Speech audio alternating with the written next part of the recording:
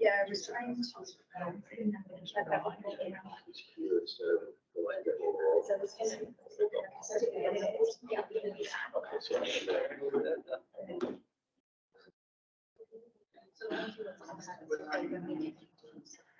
Yes. You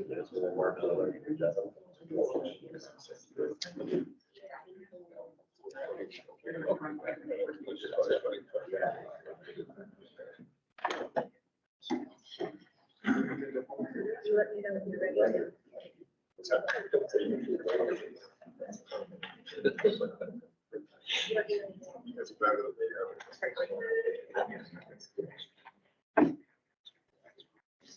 Okay, good morning, everybody.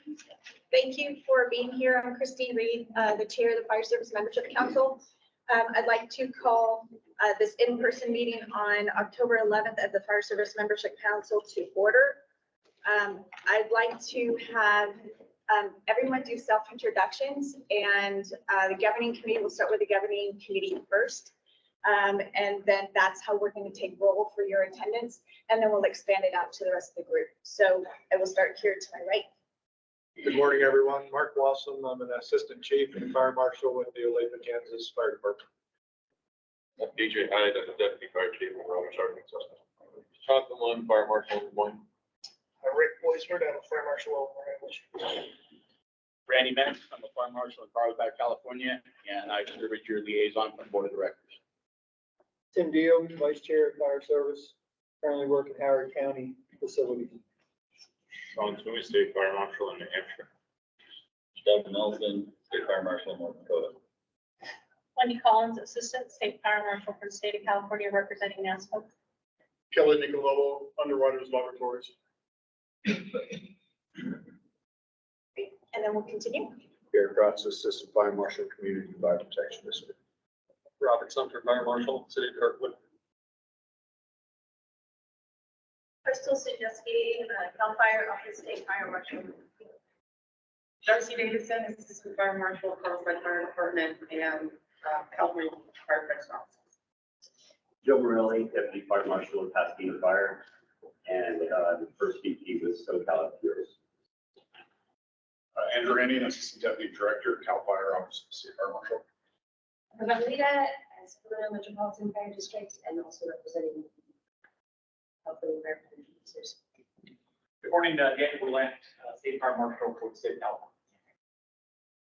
Christopher Prager, fire inspector from Campbell County, Wyoming. Bob Sullivan, Southwest Regional Director for NPA. Shani Gadget, inspections director, Town of Morrisville, North Carolina. Ray Cochran, building fire code official, city of Callan, and first vice president. Stuart Powell, superintendent of building fire, city of Pasadena, California, and ICC board of directors. Gary West, chief deputy of the National Association of State Fire Marshals. Chuck Gibbons, building official, city of Little Rock, Arkansas. Robert McKay, engineer, FEMA building codes coordinator, FEMA region 8.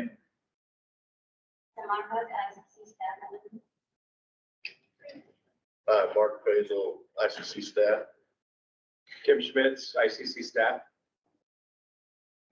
Thank you very much. So again, welcome to everyone. I'm glad to see you here and making time for us this morning. We're going to move into our guest presentation, and I will have Mark introduce. Sure. Recently, the International Code Council became a member of the Centers for Hydrogen Safety. Nick Barilo, who's presenting today, is executive director. He's a fire protection engineer with over 35 years experience. It's been a great asset to myself on the hydrogen industry, which is advancing forward very quickly. And I was pleased that he was able to come and present to some of the membership councils today and the governing committee. So thank you for being here, Nick. Okay, we'll see if we can get this working. We have Would you had, like me to continue on the agenda, Nick, and then come back to you? Yeah, we'll figure it out. We've had massive Wi-Fi hiccups this morning and IT stuff, so It took about 20 minutes to get this guy going.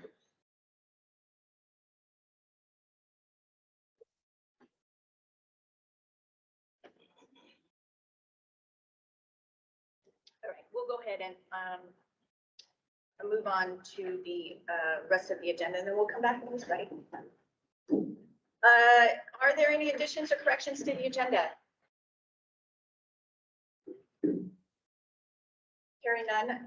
Next item is the approval of the September 21st meeting. I'm looking for a motion to approve. So, Great. Any discussion? Hearing none. All those in favor? aye. Opposed? Motion passes. Thank you. All right, our work group updates. Member engagement, Brian Adam, our lead for that work group, couldn't be here today. I know they're working on a few different things with regard to our presentations at our upcoming meetings and getting some ideas. We're continuing to try to eventually get some more information on our FSMC webpage. So there still needs to be some more work with that across the board, but he is looking at trying to find ways to increase the engagement of our members and get information out to all of you on an easier basis. So we'll hear more from Brian at a future meeting. Emerging issues and trends, Chair Michael Desrochers, he couldn't be here, but I hear that Kelly Nicolello is going to give a report for that work group. Yes, good morning. I've got a letter from Mike that you wrote in preparation for the meeting today, and I'm just going to go ahead and read this letter. Emerging issues and trends working group has been busy this year. We continue to hold monthly group meetings. When he says I, he's talking about himself, not me. I've been doing my best to participate in other FSMC work group meetings to assist with group collaboration. There continues to be a strong effort on work group collaboration, allowing the groups to share pertinent information to support the mission of the FSMC. In 2023, I participated in some of the leadership calls, enhancing our group collaboration. Marshall Toomey and he, presented a class of emerging issues and trends on April 18th. At the Eastern States Building Officials Federation Conference in Portsmouth, New Hampshire, where they modified an existing emerging issues and trends PowerPoint program that this time he instructed at National Annual Conference. Although the turnout of the event was not great, the exchange of information with the class was excellent. The fire service was interested in the topics, the goal and accomplishments of the working group's activities spanning the past couple of years. The program provided a summary of how we interact with other work groups, how to submit a topic for consideration, and details some of the topics we worked through and what action the FSMC took. The newly updated Excel work spreadsheet developed in 2020 is updated and on track with all work activity that continues to provide a complete repository of all emerging issues and trends, work group forms and submissions. All submissions are centrally stored, accessible, and usable by the FSMC members. We're currently working and having this posted on the ICC FSMC homepage. Of course, the whole web page, as we know, is a work in progress to have that perfectly stored at that location.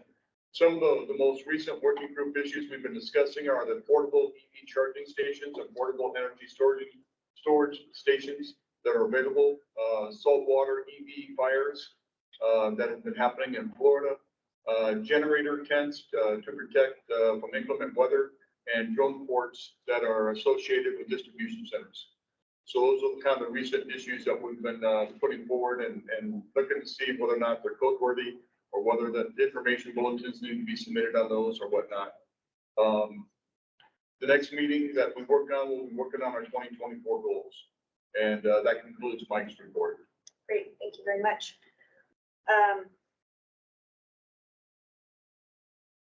Okay, thank you. I appreciate you standing in for Michael. I'm going to throw it back to you, Kelly, for public awareness. Kelly is the lead for the public awareness work group, and I'll ask you for your report.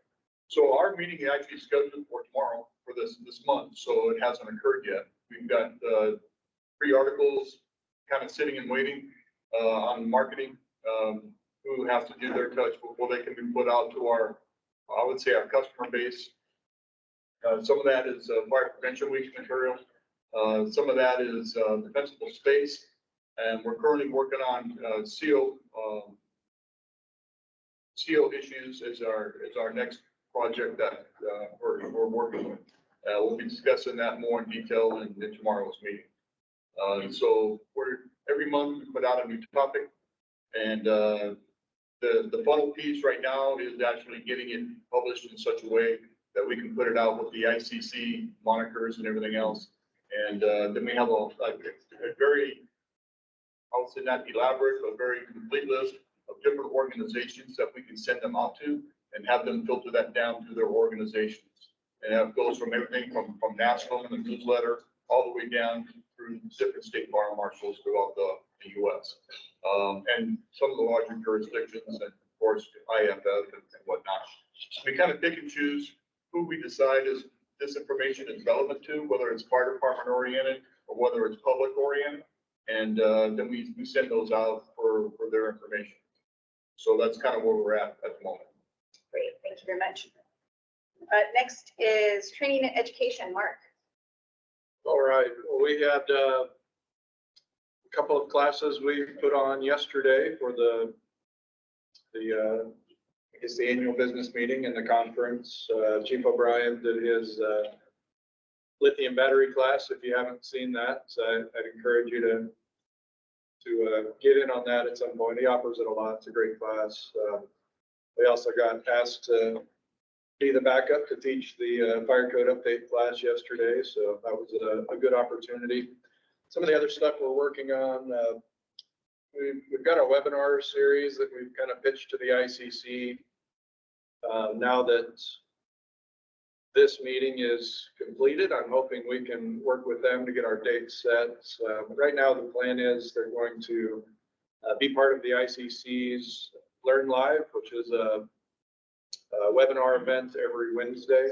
So we're just waiting to get those dates identified. I believe our first topic will still be carbon monoxide safety with the new coalition. That's the one we've been working on. Some other ideas we've talked about would be having like a fire inspectors series and maybe a fire plan review series where we can do little tidbits to kind of educate on a topic related to that. So there's an identified need for fire inspection and fire plan review training. So another one we just thought of last night would be to maybe put on the code update class that we did yesterday. So that's a lot of what we've been working on. So I'll get with ICC staff now that this meeting's over. We'll try to get some dates and get that publicized. I think we might also be partnering with Global Membership Council once again on a joint webinar with them. So more to come on that.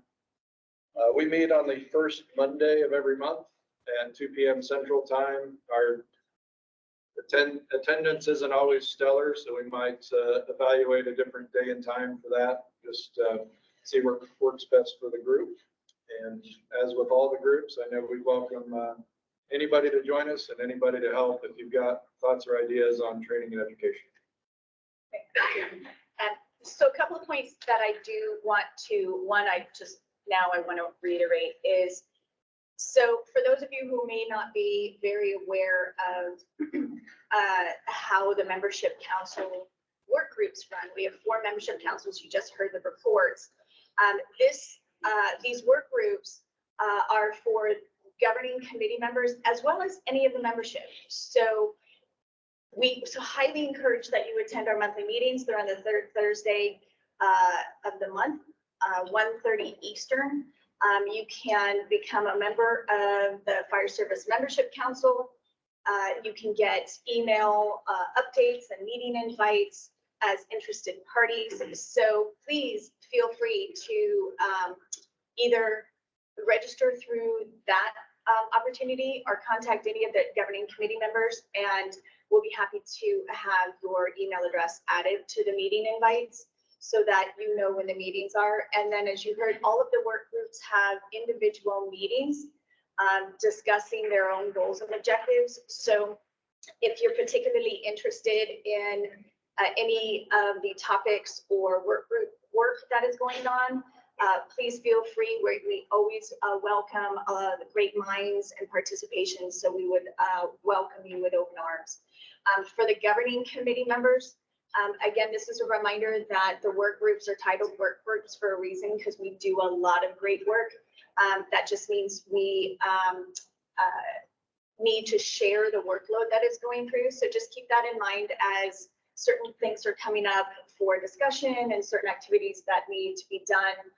Don't be shy about raising your hand and participating in some of the work, just so we can share that workload and it doesn't overburden one or two of the people. Again, our work groups aren't that large, so that does mean that it's so much better that we have a shared workload between the members that do attend these work groups. So much appreciated.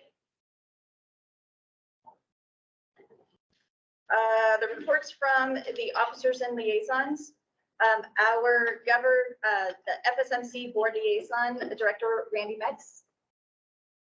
Thank you, Christine. First off, I wanted to say thank you to Mark. We have these work groups, and the work groups are really important. And they're not their work groups, they're your work groups. But one thing that the training and education work group has been doing, we've been having a lot of discussion at the board level on training and education. And Mark has done an excellent job of continuing to engage the fire service with our training and education division here at ICC, and ensuring that we're putting forward classes to be presented at events like these, and coming up with new and creative ideas on how we can get content out that's specific to the fire service.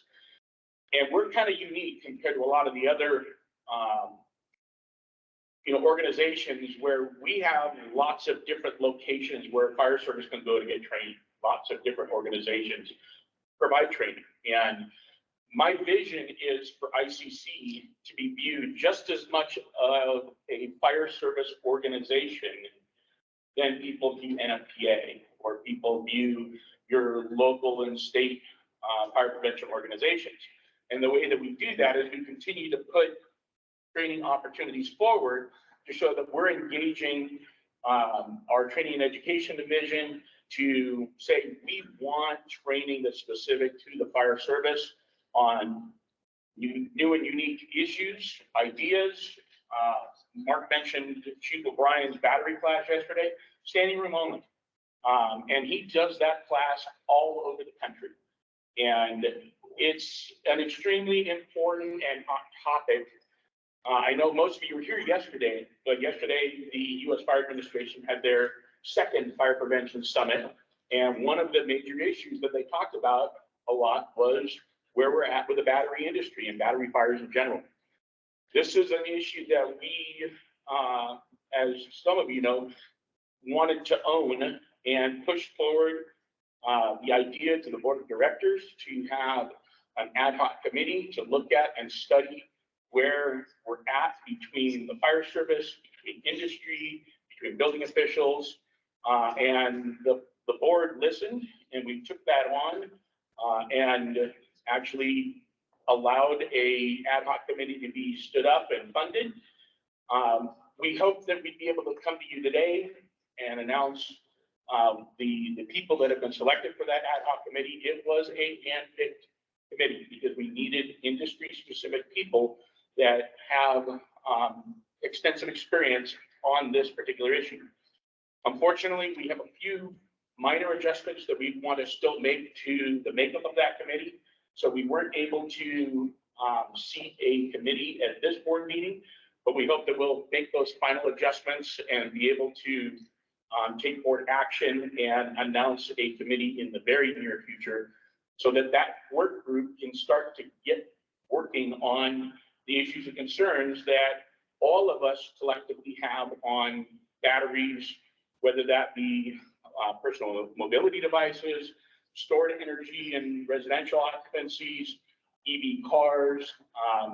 The issue continues to grow. Recycling of batteries, end of life. So, I think it's going to be exciting for the fire service to see the development of that ad hoc. I had an opportunity to participate when we did the building safety and security one a few years ago. And that one went a completely different direction than where I thought it was going to go when we got on it. But it ended up creating a very valuable document for building owners and managers to be able to utilize. And it came from the code council here. So I look forward to seeing what that group is going to do, but unfortunately, we're not going to be able to give you that update on these are the people here. I passed out a pin to everybody here. California, next year, you all come out to Long Beach. But before you do that, I hope you all come to Orlando next year, because that will be the first step in our Group A code hearings for the next code. Our code occurs in Group A code hearings there. We have some people in the room that have been extremely active in code development. I want to continue to encourage you all, if you haven't gotten involved, get involved. There are, even if you're from a different state and you want to get involved in some of the states that have active code development groups, give me a call, I'll hook you up. California is extremely involved from one end of the state to the other in code development. New York, extremely involved in code development. We do have, Mark, are you on Fire Code Committee? So Mark Wassom is actually on the Fire Code Development Committee. So you've got a representative from FSMC. Doug Nelson has served on that before, and trying to remember who NASPM appointed. Ted Black out of Utah. So, And Lloyd from Alaska. okay, Randy, I'm building code fire safety this cycle. So. building code fire safety cycle. Kelly, are you back on fire? Building code, general. Okay, so you have a lot of representation in the room here on the code development side, and that's kind of that's kind of what we are. That's what we do. So even if you're not on one of the committees, I really recommend that you understand and get involved in the process. One of the items, the 2027 or 2024 codes are out now, and we're rolling them out in the digital format. One of the codes that's already released is the International WUI Code. How many in here have WUI in their state or jurisdiction? Quite a few. It's not just a California thing. That's probably one of our codes that has the least amount of involvement in it right now in the development process side. We're looking to expand that. We want to see that become just as important as the WUI issue continues to expand. We're seeing wildland fires all over the country now. And some states, Colorado has made it a major initiative for them to address that. California is working right now on addressing how do we enhance what we already have. And I know there are a couple other states. Hawaii, obviously, we're having a lot of discussions with Hawaii on what does that mean after their fire. Some of you may know that Carl Pippinger spent a week in Lahaina last month to help them and represent ICC as FEMA comes alongside the state of Hawaii and helps them kind of guide the recovery process. Carl is everywhere right now. You know, he's a one-man fire service show for ICC right now, and that's why he's not here. He was here, flew back to Emmitsburg for the summit yesterday, and he's flying back today to come back for some more staff meetings. So Carl really has expanded the footprint of the fire service within ICC, and thanks to Christine Reed, Tim Deal for all of your extra work that you guys do to represent the FSMC. Because Carl is looking for opportunities to get our fingers in a lot of different things right now. For those of you that are involved in code development, most of you know Beth Tubbs. She serves as the secretary for all things fire. She has a huge task and she needed help. And ICC responded in the codes division, and she now has another fire protection engineer that's joined ICC staff. And we all know him. We've worked with him out of Colorado. He's a past chair of this Fire Service Membership Council. And I'm happy to see that she's getting more support, and he's going to be doing a lot of work with you all here. And I think Scott is a great addition to the code side of the fire service world for us here.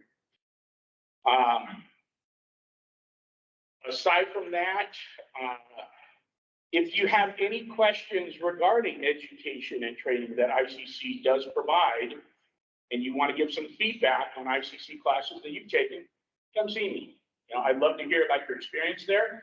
There's just something that we're really giving a close look at on where we're at in the education process. Some of your states may not use a whole lot of ICC specific courses. You may use a lot of preferred provider courses that are offered in your home state, but we're trying to look at the whole experience of education and ICC and see where we can enhance it right now. Trying to think if I left anything out.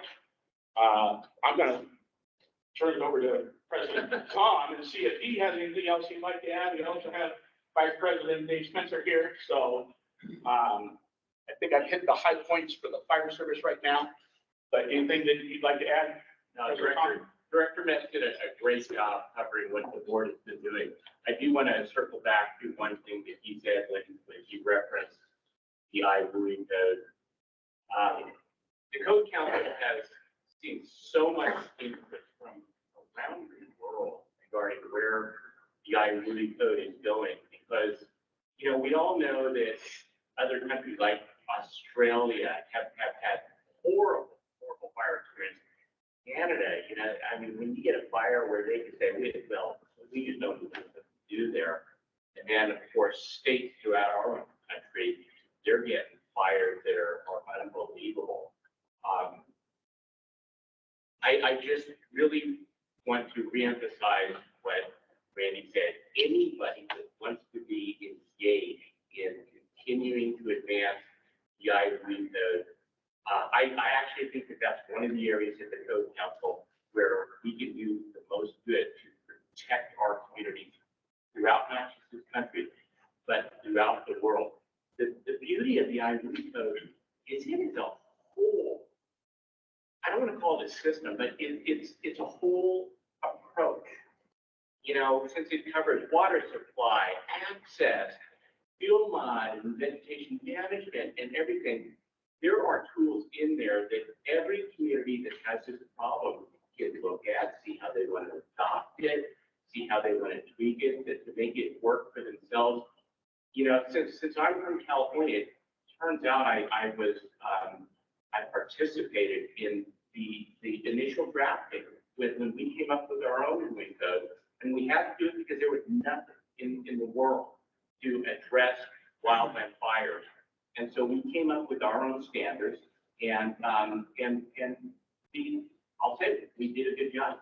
But I will also say that our standards in California are just so narrow because they focus strictly on ignition-resistant construction, which is only one little part of protecting a neighborhood or community, entire towns, and so forth. It's when everything comes together that you start to see how it works. When all the parts to protect the community are in disparate parts of your state or local legal application, if you're not all playing together, there are holes. They will break down, that's guaranteed. And so anybody that is interested in contributing to the continued advancement, that is an approach that every 3 years, as ICC brings together through the code development process, the smartest, the people that are engaged, who know what they are talking about through construction, water supply, fuel management, access, all of that. And every year, as that code just gets better and better and better, your communities just get that much more protected. And it's, once again, as somebody who helped write California's initial code, I'm actually one of the first to say, I'll give up my child. I'll abandon the code that I helped write, because the IWE code, it will go so much further. So anybody that's interested, encourage them to participate. And I was going to add to the wildfire issue if I could, Kevin. FEMA has just finished a detailed study of the Marshall Fire in Boulder County.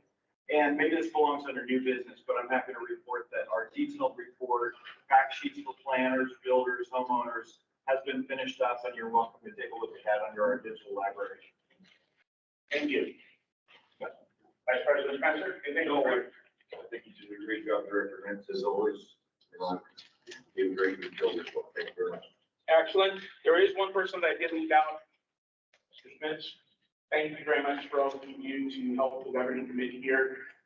Tim partners with Carl. Carl may be the fire guy.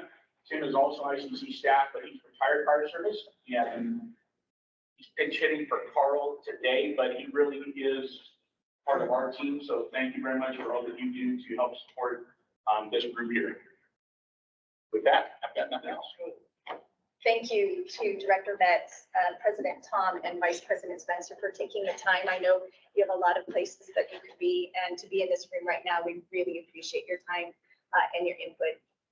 All right, we're gonna go back a little bit. Our presentation is ready. We will turn it back over to Nick. Thanks, Christine, Tim, Bart, thanks for having me. Morning, everyone. So my name is Nick Barilo again. I am the Executive Director of the Center for Hydrant Safety. It's an international nonprofit. I'm also the manager of the Hydrogen Safety Program at the USDA Pacific Northwest National Lab. So I'm here today to talk to you about hydrogen. Hydrogen's coming, and I'm going to get into that in a minute, but it's really coming. We have some resources available for free, some activities going on, and I really want to see and impress upon you to connect with us. If you have a project, if you have an incident that occurred, love to help you out and do some fact finding for those incidents and those sort of things. So you may have heard, you may not have, hydrogen has a great potential, especially in fuel cells. It's very scalable. You do everything from transportation to stationary applications, maritime, air, rail, lots of different applications. I'm going to do it quickly because I know we're running a little bit behind here, but there's a McKinsey report out in 2022, and this is talking about over $500 billion worth of projects, gigawatt scale projects going on around the world. And more importantly, here in the US, we have lots of activities that are currently going on and some that are coming up. Currently, hydrogen in the US, we have about 10 million metric tons produced annually, 1,600 miles of pipeline, that's mainly in the Gulf region. And then you can see the primary uses are things like refining, ammonia, methanol. That's all going to change.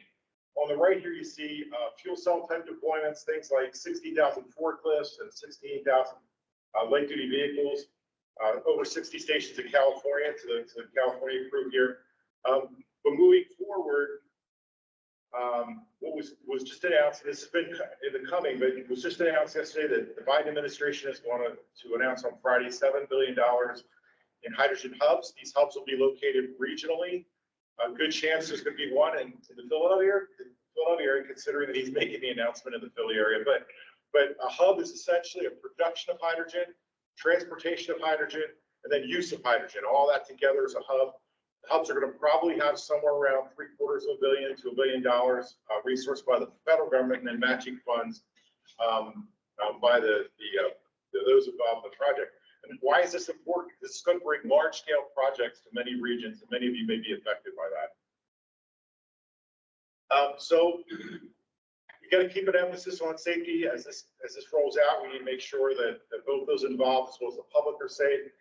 We have a really great foundation for hydrogen. It's been used nearly a century in industry. Lots of good best practices, procedures exist. However, its use as a fuel is new to many, probably new to many of you in the room. You may not have the experience with it, may lack the expertise in it. We've seen these dangerous assumptions, you see down there in the middle and the bottom, things like apathy and misconceptions. We've had people tell us, just like natural gas, don't worry about it. That's not true. And then it's far too dangerous, that, going back to lots of paradigms that people have been exposed to on that. Failing to address these gaps, we could have incidents, and certainly that will impact the industry and how it goes forward. So what's unique about hydrogen? It's the most abundant element in the universe. It's an excellent energy carrier, ultra low emissions in fuel cells, basically water and a little bit of heat coming out a tailpipe or out of a vent stack. It's the smallest molecule, rapidly disperses, goes up, it's 40 times lighter than air. It's easily ignitable, large flammability range. Flames in a pure form can be difficult to see. high burning velocity, and that can impact things like explosions and how serious those are. You see the bar graph at the bottom right, how much greater it is for hydrogen versus methane or hexane. Can brittle some materials, and then as we use it, we're going to have pressure hazards, low temperature hazards, and certainly there's no odor for it like we have with natural gas.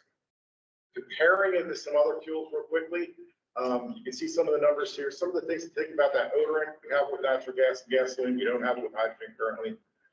Energy by weight is about 3 times that of gasoline, 4 times less by volume. Just the need we need to pressurize it to great amounts. And then that minimum ignition energy is hydrogen is very easily ignited. That's it. It's most ignitable form around 28%, but you can see how it compares to the other fuels here. There's lots to think about with hydrogen safety. There's work being done by the ICC to enhance the codes and mark it. We can tell you about that. Really, this picture is just to tell you there's lots to think about as we go forward. So I want to point you towards some tools and resources that can help you in what you're doing. First of all, the code series. Right now, the International Fire Code references out to NFPA 2, which is a standard hydrogen technologies code. That is in its 4th generation right now, moving towards the 5th generation. It's maturing very quickly. It covers most of the mainline apps really well. Some things like trains and planes and some other facilities not covering quite as well, but it's moving along. And then you can see certainly a plethora of other code standards and guides that can help out the process as well. So 3 resources I want to clue you in on if you're not aware of these. There's an online portal called the Hydrogen Tools Portal. This has almost 3,500 pages of information, 222 lessons learned, 100 best safety practices. We can continue to add to that. We have a database of codes and standards there as well. And then the Center for Hydrogen Safety, which has put together many learning resources right now. You can see some of those numbers up there. And then I'm going to talk specifically in a slide or two about the hydrogen safety panel. Again, here's the Hydrogen Tools Portal. Just a few of these resources available, but the key is trying to bring a lot of hydrogen safety resources under one umbrella, so you don't have to go looking all over the place for the information. So in my career, I've been working around hydrogen for about the last 17 years. I'm a fire protection engineer by training. This is sort of the things that we do. We're trying to get knowledge from people, whether it be revealing, informing, disseminating, networking. Ultimately, it comes down to connecting people to that knowledge. And it's the same for you folks as well as you get into hydrogen. It's trying to connect those that have the information and share it downwards. Those that need the information aren't able to go up and get that information as well. So that has resulted in this thing called the Center for Hydrogen Safety. It's a global community. It's neutral. It's nonprofit. Really meant to look at applied hydrogen safety. So what are the things we need to do to work with hydrogen safely? Best practices, lessons learned. Lots of folks on the Center for Hydrogen Safety and the supporting organizations that are involved with codes and standards as well. You see some of the tools here. This is currently the membership of that center. And I don't bring this up to brag about the center. What I'm trying to help you see in this slide is that many large organizations, small organizations are getting involved and place a high emphasis on hydrogen safety. So what you're seeing here is lots of industry that feels this is an important topic and it's going to be really necessary for going forward. At the center, what we do, we're about a community. We're about bringing everybody together so we can work on safety together. We can build those best safety practices. We can learn from incidents and other things that take place. We have working groups here at 4, but the one I'll clue you in the most on is that top one, the blending. Blending is going to become a big opportunity. Blending of hydrogen into the natural gas piping. The goal was to move from 100% natural gas to 100% hydrogen over the next couple decades. It's going to start out slowly, 5% hydrogen, 20% hydrogen, those sort of things. So there's lots of things to think about. We're currently working on a best safety practice for the blending activities. So education and training, I'm going to pop this up all at once. We have lots of e-learning materials, training. Center column is all about first responders. All that is free. A lot of it is video based, so it's real easy to get through. On the right there, you see technical webinars. These are webinars that we spend about an hour teaching on the topic, and then we take lots of questions and then provide some feedback. Those are always free the day of the event. So if you hear one of our webinars coming out, I encourage you to jump on it and get the information for free. And then we have some fundamental learning on the left side there. It's traditional e-learning. And then we have a credential on that as well. if you're interested in that sort of thing. So I want to point towards the hydrogen safety panel. This is a group that's been around for 20 years. It was put in place by the Department of Energy, and really the goal was to make sure that safety was considered by projects and then to identify gaps for safety in the industry. You can see some of the things we do: planning guidance, and then performing reviews, site visits, incident fact finding, identifying gaps, and then sharing the information, and it continues to snowball. We grow that information on hydrogen safety. We work quite a bit with the state of California in the light-duty hydrogen fueling infrastructure rollout, and reviewing a lot of those activities as well. So for you folks, I want to say, how can we help you? What can we do? And here are a couple of things to think about. Answering technical questions on hydrogen safety. Let us know if you have a project, if there's something you're not sure about. As a fire protection engineer, when I got a new project, what I did, if I didn't understand some of the technical points, I'd go see another fire protection engineer. We're trying to be that asset, that resource. You can come to us, ask us questions, and we'll try to give you the best information we can. Also, investigations and fact-finding after incidents. This is one that I would reach out to you on and encourage you to connect with us. If you have an incident or you hear of an incident in your area, you're involved in that, we would love to participate with you. We're trying to learn what we can from those incidents, make sure they don't recur. We have that large membership base that we can help them understand what the important points of that are. The challenge with all incidents, as you're probably aware, it goes cold and dark real quick. Once litigation starts being talked about, things go quiet. It's very hard to get information, and thus it's hard to understand what happened, what was learned, and how do we make sure it doesn't happen again. Once it goes under that lawyer umbrella, very, very difficult to do. And so your organizations can play a big role in understanding what happened and making sure we don't recur on those. Some of the benefits, we can support design and permitting reviews, some really good understanding of NFPA and some of the other requirements, help with new applications that may not be addressed well by the codes and standards. Yes, there are some applications that aren't addressed well currently, and we can help out in those areas. And then I mentioned the investigating incidents. The safety panel, it was formed in 2003, 24 members with over 700 years of experience. We perform over 600 reviews for 400 projects, and we're a critical review. We don't come in, we're not there to say all the good things they want to hear. We're there to tell them what we think they might need to consider and think about going forward. So a couple things to focus on. We have an NFPA 2 course that we're putting together, and that's available if you're interested. But we have a conference in Vegas. I encourage you to think about attending. It's a great location. You've heard the various things about Vegas. We're going to say what happens in Vegas won't stay in Vegas. So we're hoping to teach you and train you up in those areas as well. So in closing, real quick here, how can you be involved? Participate, attend a conference, a webinar that will help bring up your knowledge. We have those learning materials that are available. Encourage you to look at those and go through those. And then connect with us. If you have an incident, you have questions, those sort of things, love to be a part of that to help you out and as well as to help make sure that we don't have reoccurring in the industry.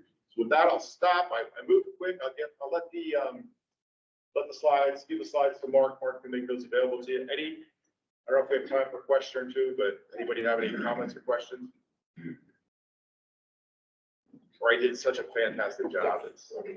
Yeah, actually, Nick, I have more questions. So related to hydrogen vehicles, we hear a lot about, especially in the West Coast, about electric vehicles, but are you able to speak to kind of the development, and is there an increase of more passenger vehicles in hydrogen? I mean, I know buses and more commercial vehicles are out there, but is there anything do you see a trend of an increase of passenger vehicles being hydrogen, or is there any kind of competition? Or because I think there's a lot of that it's unknown. Sure. Just because people don't see it. Right. Right. Or you can see it out in uninhabited areas, just as a pass through. It's like, hey, here's your hydrogen. But could you speak to that kind of where that's developing?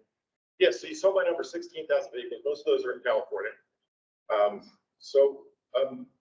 The light duty came in first. It's a really called the sexy answer for hydrogen. We get to have a hydrogen fuel cell vehicle. Right now, I think there's more of a move towards heavy duty vehicles. So your class A trucking, your big rigs. Hydrogen offers a great opportunity for electrification. And so if you think about it, if we move in that direction and those vehicles start making in, we've got a lot of fueling stations across the country. As that happens, then we'll probably see more of a rollout on the light duty side. So it's the chicken and the egg, looking first the car, the fueling station. And so in this case, it's a challenge on both, but I think the batteries aren't as good a solution for long range trucking. Lots of weight, lots of recharge time. You're talking, and just to educate somebody real quick, like on a light duty vehicle, the recharge time, filling of that fuel tank is about 3 to 5 minutes, very consistent with the gasoline experience.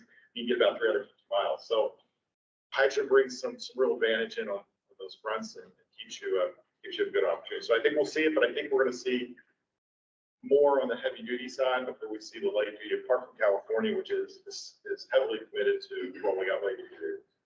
Thank you. Any other questions for Nick? Oh, sorry. You mentioned the, blending hydrogen with the natural gas. Does it reach a point where I guess changes have to be made, furnaces and water heaters, or what's that look like as we transition? Yeah, it's probably obvious that I don't mean to insult anybody, but I find it interesting to see as well. The less hydrogen you have, the more it acts like natural gas. The more hydrogen you have, the more it acts like hydrogen. And so, yes, there's a changing point in that process. A lot of work being done right now to test appliances. We're going to have a phased approach. It's not going to be we go 0 to 100%. It's probably going to be somewhere in the 5 to 20% range early, and then start transitioning beyond that. And then there are changes for the pipeline systems relative to you need greater capability on some of those pipeline systems to the converting values with hydrogen versus natural gas and those sort of things. So yeah, we'll see some changes along the way, but right now there's demonstration projects going on. SoCal Gas has some large activities they're doing. Been some activities in Australia, the UK, quite a bit of active work on as well. So just to provide an update on what ICC is doing to address hydrogen and natural gas blending in our codes. The PNNL Code Action Committee put together a hydrogen working group, and with the help of Nick, we were able to get a lot of the industry experts that have worked with hydrogen for quite some time. Researchers, academia, test lab, we're all part of this working group to talk about when the blended hydrogen comes into the building, what is it that they need to be looking for safety wise.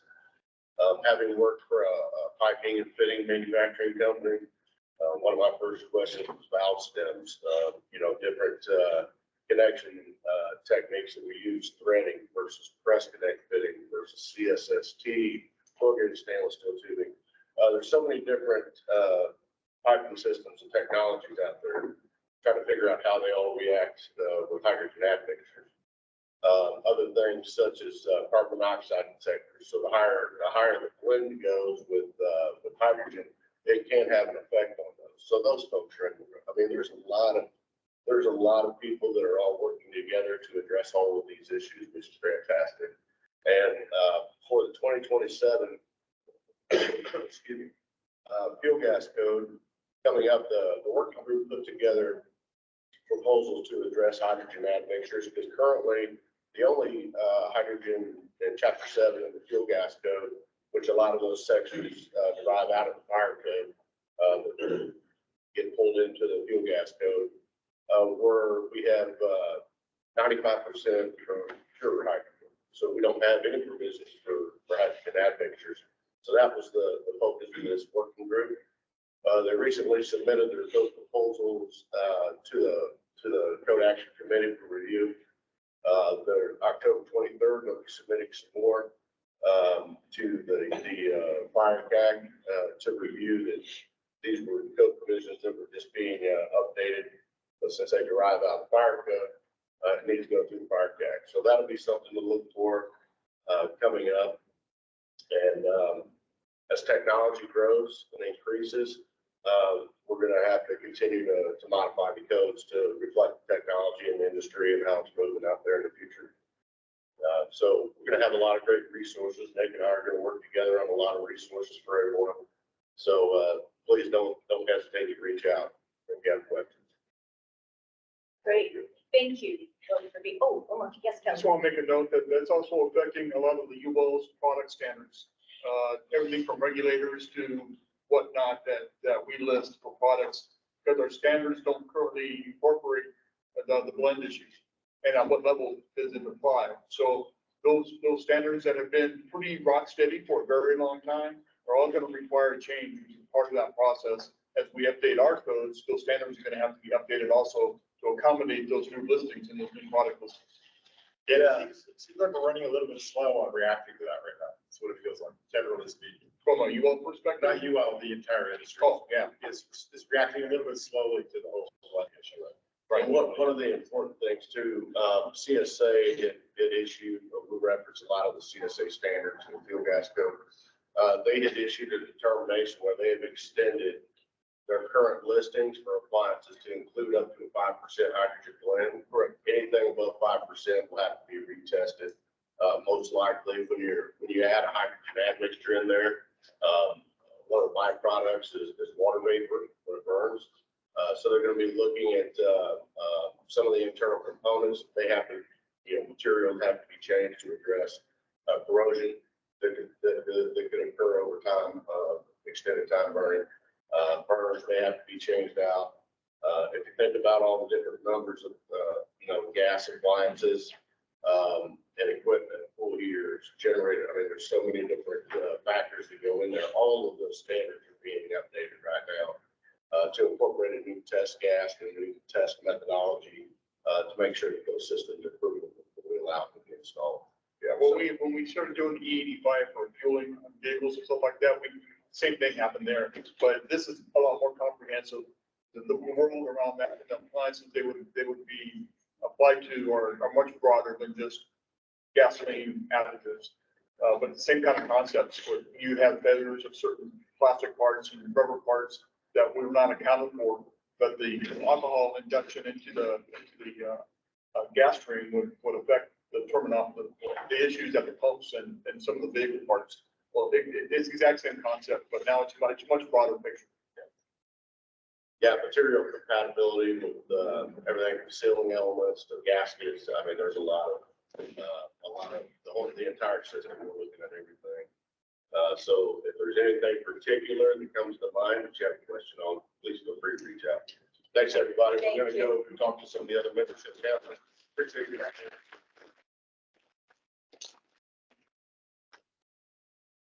All right, we'll go back. All right, report from the chair. I don't have much. I just want to kind of preload the room. When we get to go to the order and exchange of ideas, especially for the governing committee as well, is I'd really like to hear if people have any concerns or comments or things that they'd like to see. How are we operating? How are the meetings going? What can we do better? What are we already doing good that we can that we can keep encouraging on? But I just want to say it now to give you some time to be able to think about something. And then if anyone in the audience has some questions, the good of the order is the time that we'll open it up to the room. If you want to have any comments or questions or ask a pointed question to a certain member, that would be your time. This meeting is about collaboration and passing of information. So don't be shy to ask any questions or advertise training or do something that that you'd like to have the room know. So I just wanted to let you know that so that you can prepare in your mind by the time we get to that agenda item. Next is a report from the vice chair, Tim. Morning, everybody. I had to step out at Liaison with the building membership council, so I went over there just to touch base because I also co-chair the continuity and outreach subcommittee for the building. And as you saw this morning, there's a lot of ideas and initiatives that are coming out of that group. So I'll be continue to be working very closely with all the membership councils on those initiatives, as well as the other one that you heard about was the web page kind of storage area or project task management that we're evaluating right now. I will be pushing that out to the chairs here very quickly or the committee heads for them to start putting some of their information out there. What that program will do will allow all the membership councils to see what is going on in all the other groups. You can see what projects they're doing, what papers they're working on, what trainings they're trying to evaluate. This whole project is being evaluated by ICC and ICC staff. The intent is for it to become a forward-facing for the membership. So anybody will be able to go out there and check that database, for a better word, and see what building is working on, what PMG is working on, what fire is working on, and have those resources available that you can quickly have and use. So that is kind of where I will be for the next few weeks, months, however this project goes out. Other than that, that's pretty much it. Tim, is that the Monday.com? Yes. Will there be a direct link from the membership page to Monday.com for people to jump to, or do people are gonna have to go to Monday.com on a separate web browser thing? No, How's that, that supposed to work? the intent is for it to be from ICC, a link from ICC to the database.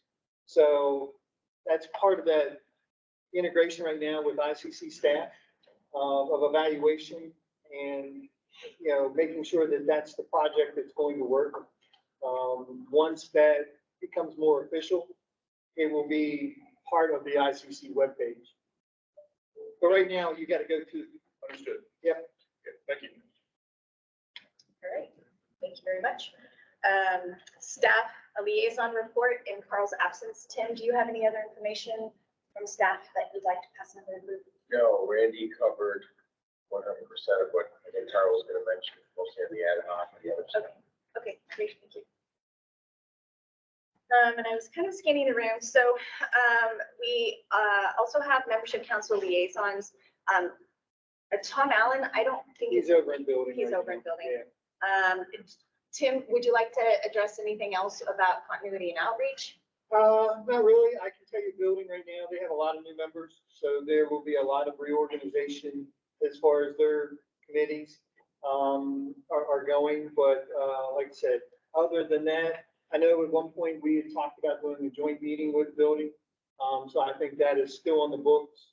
I just don't know exactly when that may occur, but we're looking to continue the collaboration between building and fire as much as possible in the projects. Yeah, I think, building membership council meets every other month. And I believe it's a Wednesday. And then we meet every month on Thursday. So trying to logistically get that changed, like who changes what date, to be able to have a joint meeting and then be able to have a joint agenda. So looking forward to that. I think we're dealing with similar issues as well as diverse issues. So it'd be nice to have that greater conversation with the building membership council. So more to come on that. I don't see Rock in the room for global. Okay. Is there anyone else from any other membership council that wanted to address the group? Okay. Moving on to ongoing business, report of the nominating committee. I don't know if everyone was in the joint membership council meeting this morning, right before this meeting. So the makeup of the membership council is we have a 15-member council. 4 of the seats are ICC seats. And then we have 2 MOUs with NASFAM and IFC. And those make up the remainder of those 12 seats, or sorry, 11 seats. So when we have an election, it is an election for the ICC seats. The MOUs are worked on through the given organization, and they put forward things that they would like to see within the membership council governing committee. So that's why you only see that we had 2 positions or seats that were to be filled. We still, if you attended a meeting, you would have heard that the ballots were submitted, and we're waiting to hear Someone is supposed to be coming in to let us know what the results of those. So I don't have a report at this time about it. So I guess we'll wait and see if somebody comes in while we're meeting. So new business, I wanted to put on and I think President Tom talked about it, Director Metz talked about it very well with regard to the IRUI code and the awareness and where we're going, FSMC, we're part of one of our work groups being emerging issues and trends and kind of seeing what's out there, technology, processes, what is something that is of interest to the National Fire Service. And one thing that we really haven't addressed too much is wildfire. Public awareness has just developed a document that is going through processing to get out to the membership about defensive space requirements and things like that. But I think for the FSMC, I think this is an opportunity for us to really talk about what are the concerns and how can we help move forward the awareness and the issues around wildfire, the Wildland Urban Interface Code. So something to just think about now, unless people have kind of some highlights of maybe where the membership council can be of benefit. We try to stay relevant and be able to address the concerns that we're hearing from the membership. So I don't have anything specific at this point. It's more of an awareness that this is where we're going. As was said before, this isn't just a West Coast issue, California issue. We're seeing it across the country and the world. And it's something that I think we can really be a benefit in a number of different ways as time goes on. So I want to open it to the room. If you see either something that's a direction or a concept or a topic that you think the FSMC could be of benefit to at least have the discussion and start to work on, so that we have some kind of more definitive thought process and how we can be of benefit.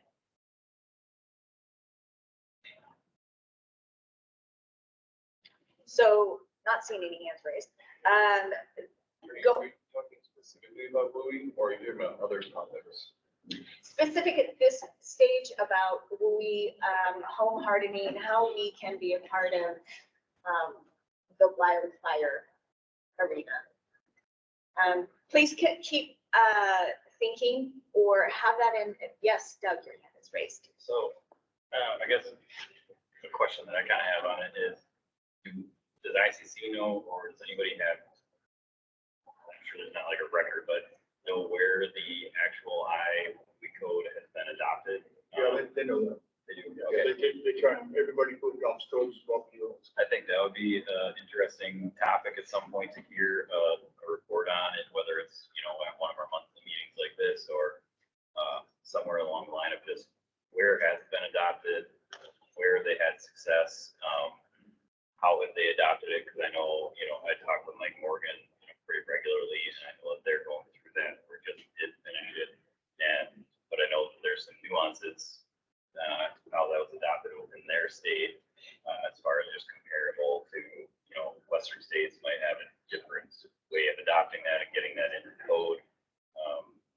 More Midwestern states might have some other challenges in getting that adopted, and I'd just kind of be curious on some of those contacts and to hear from some of those places that have gone through that. I think we had somebody from City of Austin present a month or two ago, and that was an interesting topic, and to hear their story about what they have in place. But I believe it's still relatively new. It's only in the second edition or somewhere in there, so I'd just be curious on where and how is it being adopted. Okay, no, that's a great point. The state of Colorado is I believe it's the first state that adopted the WUI code. So I think that eyes are on Colorado to see how that gets. I know that other individual local jurisdictions within a state may adopt based on or certain components. So it's a tough It's a very comprehensive, like you said, comprehensive thought or concept as a state to adopt. But I certainly think with the interests that whether the dynamics of the state or for states that don't have anything, right, that this is a good comprehensive document to be able to give some guidance. So I think there's some moves. So we'll certainly talk about it at future meetings about where we've been across the country and the awareness of where we should go. Kind of on that same topic, it'd be kind of interesting to hear just the story of adoption from recognizing the issue, understanding the need to adopt a code to both at the local level and at the state level, Colorado, whatever. We have less to talk about the risk and the hazard and all that. I think we all very well know if there's a risk to all of our states and communities at some level, but more to talk about the actual adoption process and where those challenges were and how they got that approved. Well, I think along those same lines, it might be interesting to look at places like Colorado where the Marshall Fire was, or other communities that were impacted by a major conflagration, and whether or not there were waivers granted from rebuilding in accordance with moving code or other standards in terms of hardening structures in light of the added expense, and what strategies there might be to avoid waivers to those after a conflagration. Yeah, I think, I'm going to say almost all states, I don't want to say everyone, but almost all states have housing issues. And whether it's affordable housing, we always talk about, especially in the co-development arena, is increasing the cost of construction. And there are a lot of things that we can say, whether it's from passive or active fire protection in residential settings or commercial settings, that increase the cost of construction. So how do we weigh that? I think there's more to it, more than just structure hardening when it comes to defensible space and vegetation and infrastructure. How do we better our infrastructure for water supply and street widths and things like that to be able to combat it a lot more quickly? So, and that's what President Tom was talking about. That's what the IWU code is very comprehensive about, especially for states that they have something that, like Colorado was very quick, right? They had the Marshall Fire, and then it was like, oh, we need to do something, and that was pretty quick. So it needs to be done very thoughtfully, but it'd be interesting to see kind of what states are doing. Yes. Washington State has adopted great practice. Washington State's adopted how to enforce it. There was a legislative section put in into our state, but it's a partial code, and it creates this little conundrum of ability to enforce it. So state building code council has adopted, but not enforced yet until at this point that hasn't been but Mark. So there's conflicting code sections that in different codes that are creating this circle? Yeah, the legislation becomes an excerpt of the building code that was put in state legislation. So when it's enforced, there will be a conflict. But we'll be using theory as using the most restrictive, which is the code pattern provides a complete cycle as opposed to a legislative adopted. But I appreciate the discussion. But the first thing I'm going to do is notify our planners to get a different comp plan, because the housing density is huge. Right. And there's so much more in the intermix area. Yeah. Yes, Crystal. This was just Cal Fire Office State Fire Marshal, and the office participate in the FCAC. And in doing so with our 7A requirements that we have in California, that President Tom spoke about, we are partnering a lot with them to bring in alignment some of the initiatives that we have in California, so that I really is advancing in that direction. So maybe the council wants to hear, a report from FPAC at some point on those discussions. In California, we address accessory structures. We have a report from NIST on the campfire that is available to you all. So, there are resources out there with, extensive history. In Santa Rosa, they dealt with the rebuild after the Tubbs fire. So, yeah, happy to be a resource. And That's great. Yeah, because I do know, going back to waivers, it was more streamlining. So, but then you had construction materials. Back then, it was, you couldn't find wood anywhere, right? So, or it took so long because everyone needed materials. So that created that supply chain issue.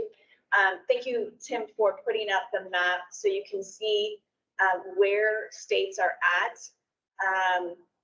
Washington is the only one on the 2018. Is that what you were speaking of, sir? With regard to the adoption, is it 2018? Yeah, that's the version, but the full adoption goes into the 2021. 2021, okay. Okay, so you can see that there's a lot of states, and this I think is kind of not updated, being that Colorado is still showing no status, but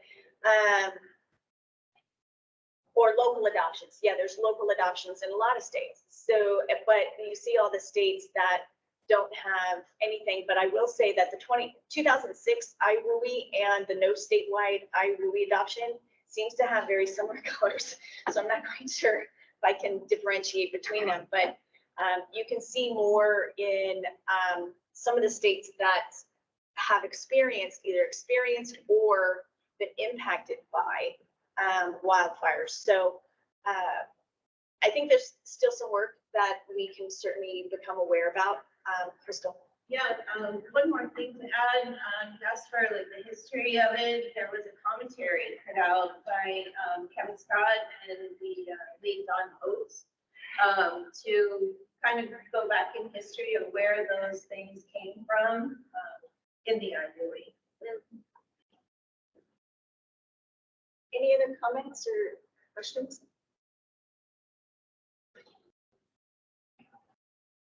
So like I said before, I'd like to have us keep thinking about this and maybe on a more broader scale, how can FSMC be a leader in trying to help further the makeup of this map in the respect of what does that mean? I don't have the answers yet, but just have the idea of how do we want to move forward to be a partner. All right, next item is, our next meeting is Thursday, November 13th. That is a virtual meeting, 1:30 Eastern. If for those in the room that do not have or aren't receiving the emails announcing the meeting invites, please do let any of us know and we'll get you on that invite list.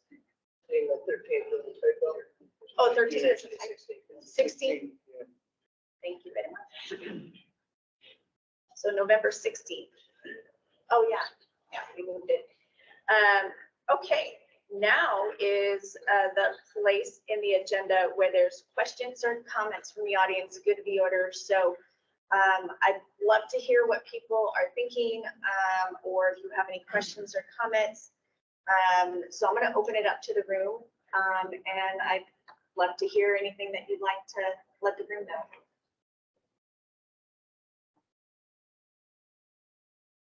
So I always know that there's stuff that we can do better. Yeah, Crystal.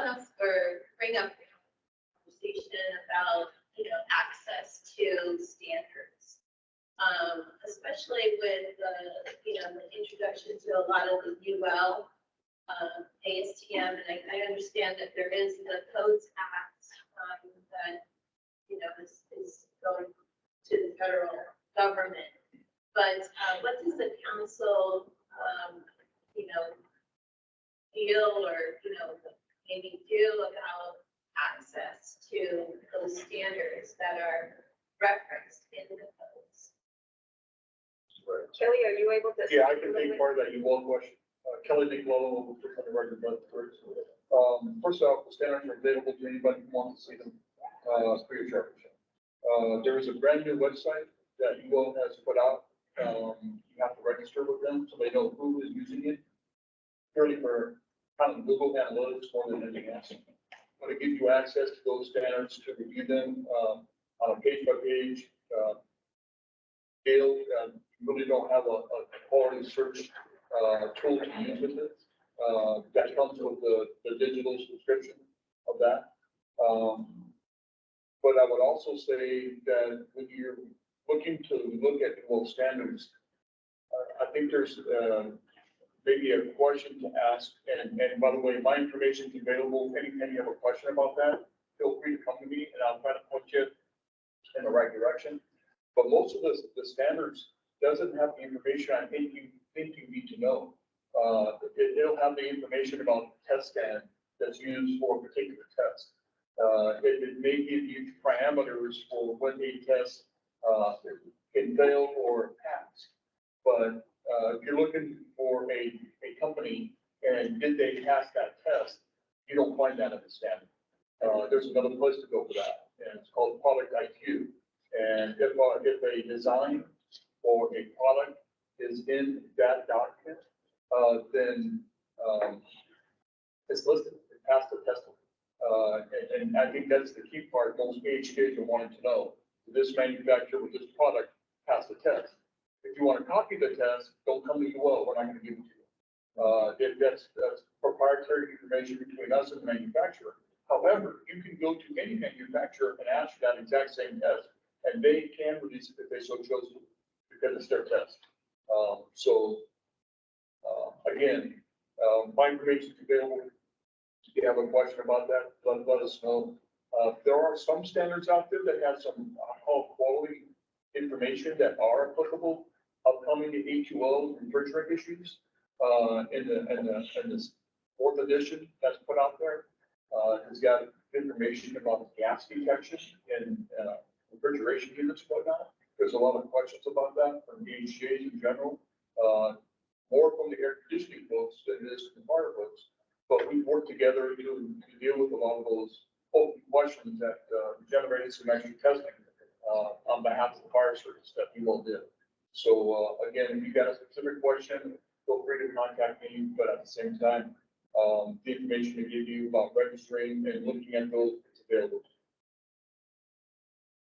Great, thank you. And Tim, you had a follow-up? Yeah, I just want to, I don't want to feel like I'm putting on a sales hat for the organization here, but digital codes, if those of you that have heard of digital codes, digital code premiums, we're constantly updating the site as we secure license agreements with different standards organizations. So when you go on DCP, I just clicked on here and I hit standards because I'm on staff, so they give you the nice program. So you click on there, and within the code, the standard that's referenced, you can hyperlink it as well. So as we progress and we receive more license agreements with different organizations, that's constantly changing and expanding. The whole standards page right now, just on the phone, is pretty complete. So that world is changing quickly. And, you know, from the books, when it referenced the standard, then you had to go to the computer, and then you had to make a phone call, you had to do all that. Right now, it's right here. So take off the sales hat, put it back down, but we're evolving with that daily.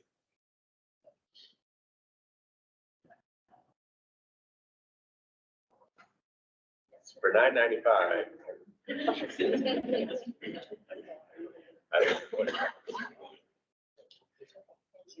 Yeah, I think it's. Okay, thank you very much for that.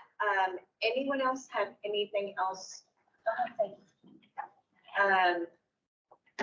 that you'd like to learn about, ask about, governing committee? How are we doing with our meetings? Is the meeting date still good? You know, are you having issues with certain work groups? You know, again, we talked about participation. Participation is always a concern that we want to maintain. the shared work is easier work and it's not as much work. So just keep that in mind. All right, last call for any items. If I can Yes, make a sales pitch real quick, since we Sure. were talking about standards. The UL standard making process is open to AHJs to participate in. If there's interest in a standard that, kind of flips your switch a little bit, and you want to be a part of that standard making process, you can apply to do so. It's consensus based. It's very similar to what you would find with the NFPA process. There's a technical panel that's put together, and with various classifications of those who participate, kept in certain parameters by percentage, so that we don't have any one group overpowering the vote for any particular issue. But that process is available for anybody to participate in. So if you have questions about that, again, get a hold of me. I'm more than happy to point you in the right direction. Great, thank you. Before I ask for a motion, just to let you know, Tim, since we haven't heard anything about the elections, if you can just keep us posted with what the results were. Thinking that we might have gotten results before the meeting. So. I live outside Chicago, so I know how they count ballots. All right, with that, I will look for a motion to adjourn. So moved. Here's second. Any discussion? All those in favor? Aye. Thank you very much, everybody. And thank you to all of you again for coming in and participating. Have a good, safe travel back to your home.